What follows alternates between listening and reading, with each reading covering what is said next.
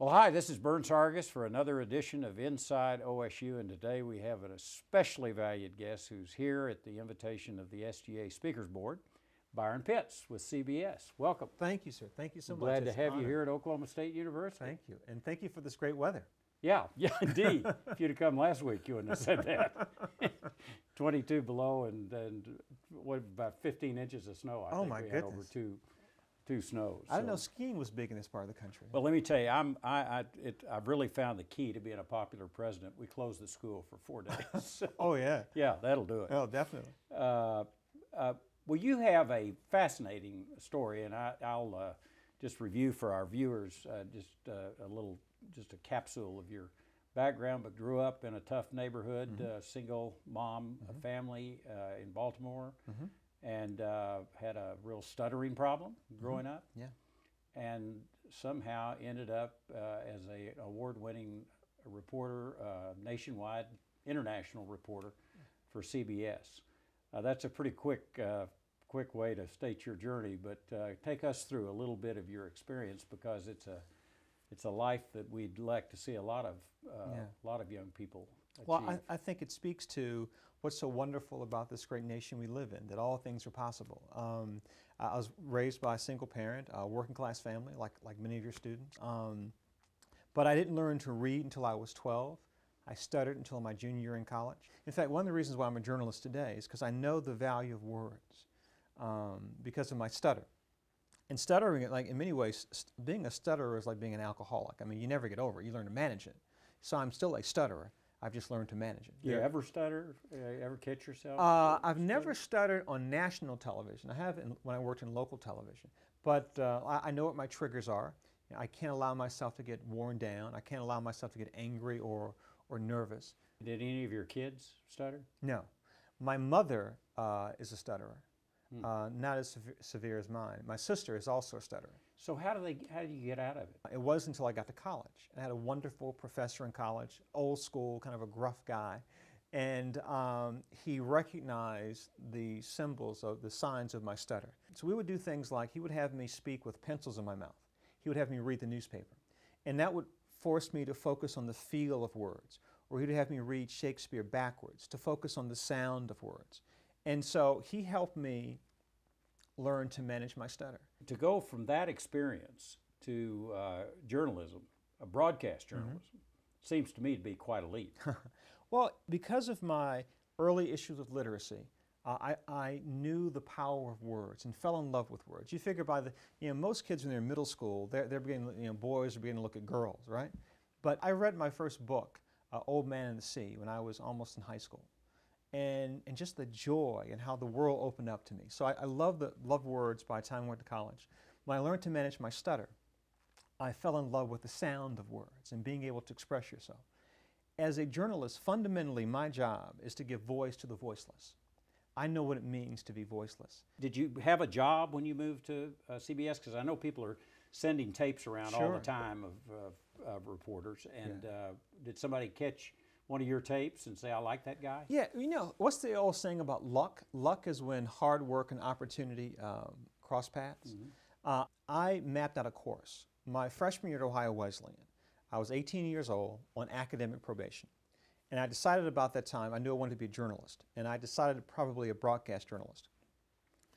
18 years old, with a stutter, on academic probation, I decided I wanted to work for 60 Minutes someday, because my hero at the time, who I discovered in college, was the late Ed Bradley. And I said, I want to do what he does.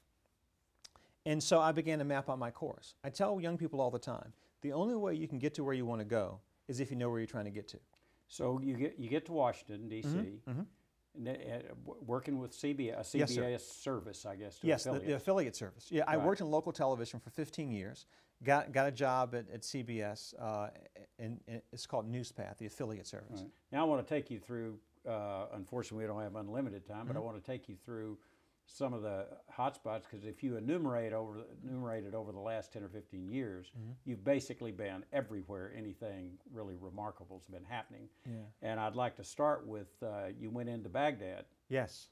Right, embedded, as an embedded reporter, exactly right? Right, yeah. That Talk first wave. about that a little bit. It was a wonderful experience. Now, war is an awful thing, But I got to tell you, some of the best and brightest America has to offer are in our armed forces.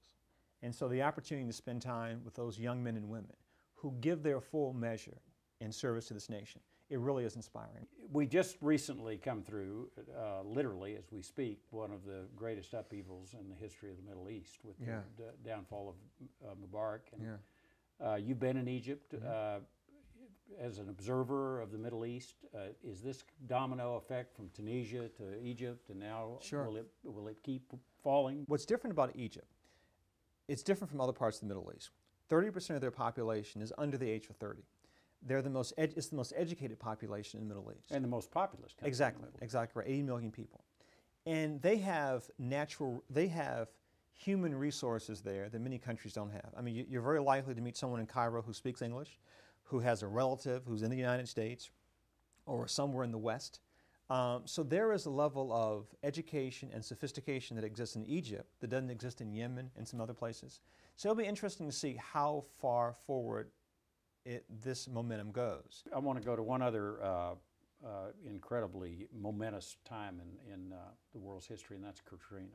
You were at Katrina. There were a couple of takeaways from Katrina.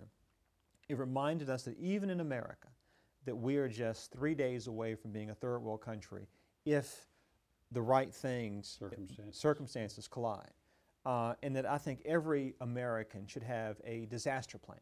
What would you do for 72 hours if you have to take care of yourself? The government isn't there, law enforcement isn't there, your neighbors aren't there. Do you have a plan to take care of yourself? Katrina reminded us of that. Let me ask you a little bit about 60 Minutes. We all watch 60 Minutes. We all love seeing the crook that you guys expose and all that. And I think the selection of stories is incredibly well done. One of the great things about 60 Minutes, which makes it the most successful TV news magazine program in the history of television, is that they assemble what's considered some of the best journalists, from correspondents, producers, photographers, editors. Everyone's top of their game. And unlike other shows where you're assigned stories, at 60 Minutes, the teams, you do things that you're passionate about, that you're interested in. 60 Minutes still has the time and the resources to go places, to wait on stories. Typically what happens is you work with a team of people. You have a researcher who will do all the legwork, who will see everything in the public domain about that subject, that person. And then you'll sit down, you write out the questions. You'll write out maybe 80 questions, dwindle it down to the 25 important questions. It's usually just two people, like we're sitting here, having a conversation and allowing the viewer to judge for themselves. This is a good person, this person's a crook, or whatever else. And they just lay out the facts. This is a delight. I've really enjoyed your work on 60 Minutes and otherwise. And I want to give you a little token of our appreciation of you coming to Oklahoma. This is Oklahoma State University tie, the official tie, and it has Pistol Pete. It's a real collector's item. Thank you. And one of the reasons I wanted to give you that is because I saw the piece on CBS Sunday Morning where you were interviewed about your penchant for writing thank you notes. Oh, yes. And that you write thank you notes at the drop of a hat. Yes, sir.